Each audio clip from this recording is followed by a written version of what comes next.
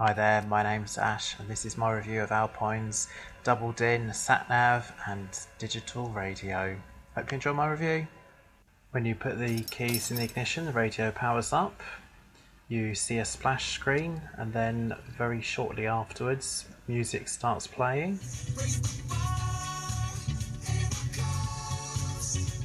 So I'll start with the digital radio.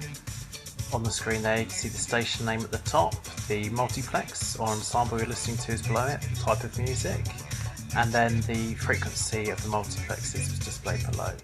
To change the channel you simply press the left arrow or the right arrow depending on which direction you want to go. With digital radio it's possible of course to receive extra text information. On this radio, to display it you simply press the info button. And as you can see, some words are split between lines, and if there's more than one page, press info again to get the second part of the message. It doesn't scroll or anything like that, it's purely static. Then as you can see, pressing info again gets rid of it. As you can see towards the bottom of the screen, I've got 6 presets. So if I want to select one, I just simply press it. Takes a moment and it tunes it in.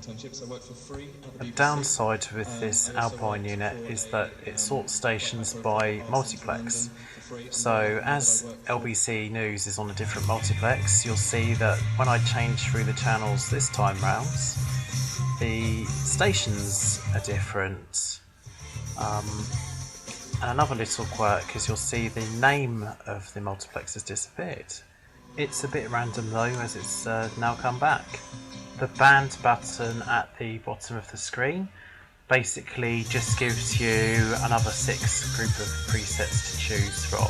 So I have things set up for when I'm on the road, going between different areas, what different stations programmed. On this final set, as you see, I've got nothing programmed in there. And pressing band takes me back round to where I just left off. See, this time I've got the multiplex name and no program type. Anyway, at the bottom of the screen there you've got more options available. If I want to see a list of stations on a particular multiplex, it's possible to do that. I'll scroll down using the arrow keys on the right hand side. To select a station, all you need to do is touch it and it tunes in. You can also search by program type. To do that, press PTY search, then you get a list of different genres available. Not all genres have a radio station, but in this case we're going to choose pop music. That will take you to the next station that has pop music listed as its genre. You can also search for an individual station using the magnifying glass. You start off with a list of multiplexes. You press the multiplex that you want, and it will load up that multiplex. When it loads up the station list, simply select the station that you want. As you can see here, we're now tuned to Jazz FM. This radio has a feature that means it's possible to interrupt CD or USB listening with news broadcasts from radio stations. Pressing the news button at the bottom of the screen toggles this feature on and off, although I'm not aware of any radio stations in the UK that use that. However, there are stations that make use of the traffic announcement facility. As you can see there, pressing it brings up that icon at the bottom of the screen to confirm it's on. Then pressing it again turns it off. You might have noticed that in the bottom left corner of the screen is a button that says tune. Pressing this means that when you press the left and right arrows, instead of going up and down between stations, you go up and down multiplex frequencies, so the radio searches for the next multiplex. So if you don't have one stored in a preset, this is how you move around different stations.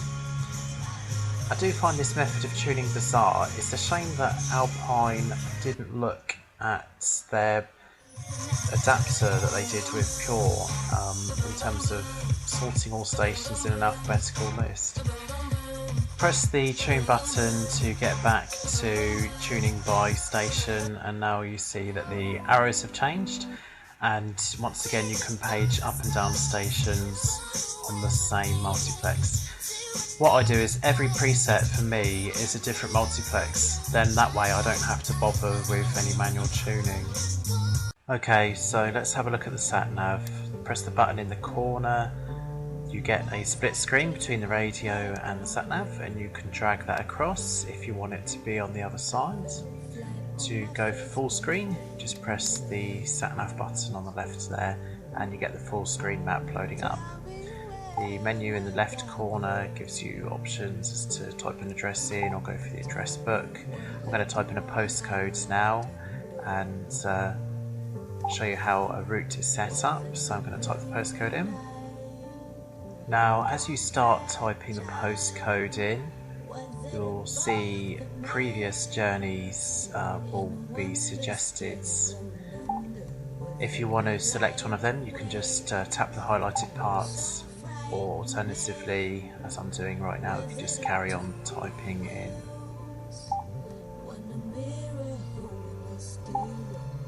When you've got your postcode, it comes up, so you select that to confirm, then you enter a house number or building number.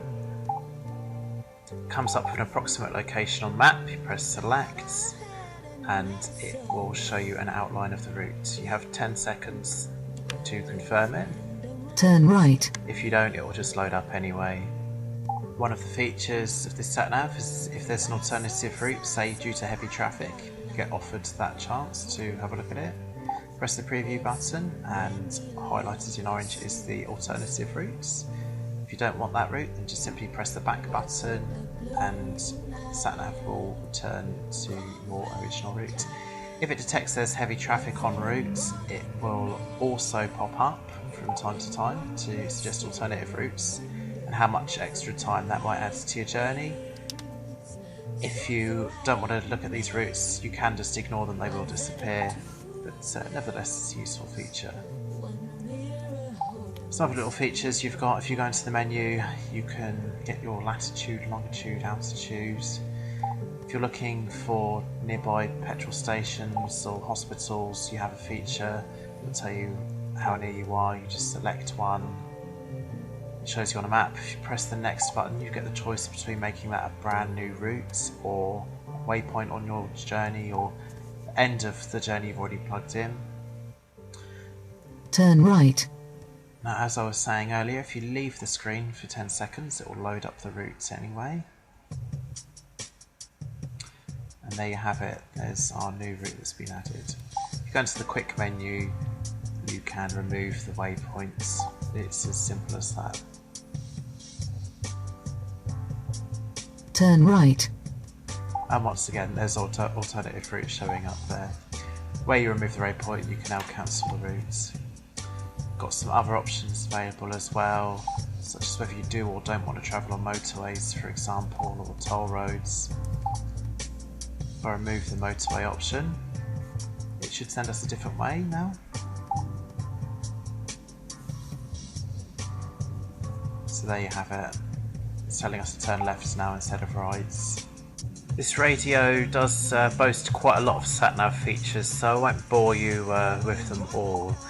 One interesting thing is it carries quite a lot of European voices on it. 4 different accents you can have just on the English voice. Have a nice trip. Drive carefully. Have a nice trip. Drive carefully.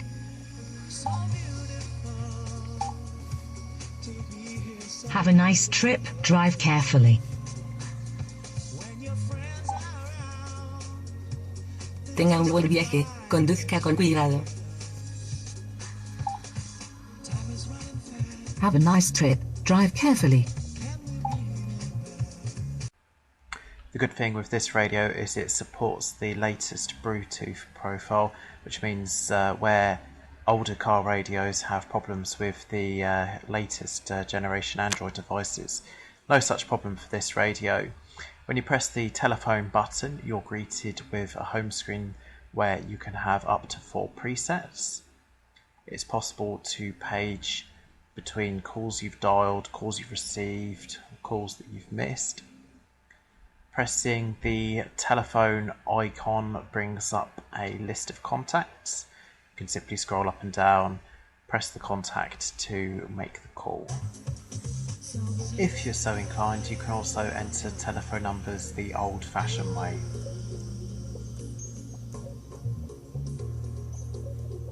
Okay, so let's have a look at some of the other features on this radio.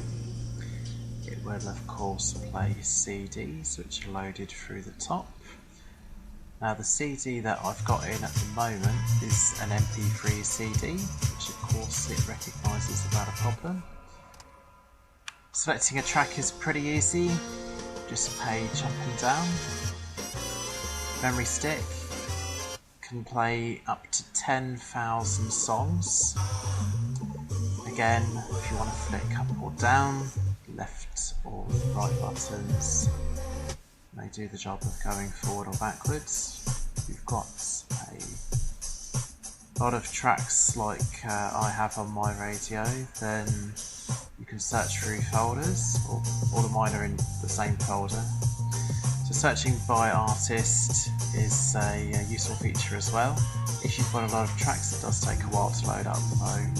Anyway, just scroll up and down the list, and as you can see here, you just select the artist that you want to play. Up it loads. If you look at the middle of the screen, you'll see it's playing track 1 of 2 that I have by that particular artist. Buttons at the bottom, the triangle buttons, they will page up and down by artist. So as you can see, it's going up and down in alphabetical order. If you select the root folder, then that will start everything from the beginning again. So this is the very first track that's stored on my memory stick. If you press the shuffle button, then it's pretty self-explanatory. It will shuffle it for you. There's some other options that are greyed out depending on whether you actually have something connected or not. One of the things this radio does is Bluetooth streaming. So with my phone connected, it will play all the audio tracks that are stored on there. I don't have many tracks stored on my phone, so this one is the demo track. But the principle for changing songs is the same as it is for the CD player and the MP3 player. By the way, I should say, if there's album arts, then where that musical icon is, you will see the album arts. So that just leaves us with the FM radio. Pretty straightforward really. It has RDS, so you get to see the station name, the genre and the frequency. It also supports radio text, so by pressing the info button you can see the message, although like with digital radio, it's for some reason the words do get broken up. To go up and down the frequencies, again pretty straightforward, it's a case of paging left or right. You have your preset buttons as well, programming your favourite stations. One other thing to mention on this radio, it has a favourites mode. I haven't got much programmed in on mine, but I've got a link to the SatNav to search for the nearest petrol station based on where I am, and I have a preset to LBC News, so if I press that, regardless of what mode I'm in, it'll jump straight to the digital radio and load up LBC News. Of course, if I'm in the coverage area. Well, that's pretty much it for this radio. Obviously the volume there, you can control that. You can also control how loud the volume of the music is when the SatNav's talking to you. It has a music quietening function. It can also be controlled by the steering wheel controls, and some types of car, when not supported on mine, it will do the display of the station name in the instrument cluster as well. And like all Alpine radios, simply push the button in for a few seconds and that will turn itself off. Whilst I've not included it in the demo, this radio also plays DVD video when the car is parked up. As optional extras, you can also add a standard definition Freeview tuner, and you can also add a reversing camera. Should also add that once again I've got Accutech in Winchester to install the radio for me, and they've done a pretty good job. Well, thank you for watching my YouTube video. I hope you found it useful. If you've got any questions you want to ask me, then please feel free to mention them in the comments section. Take care, bye.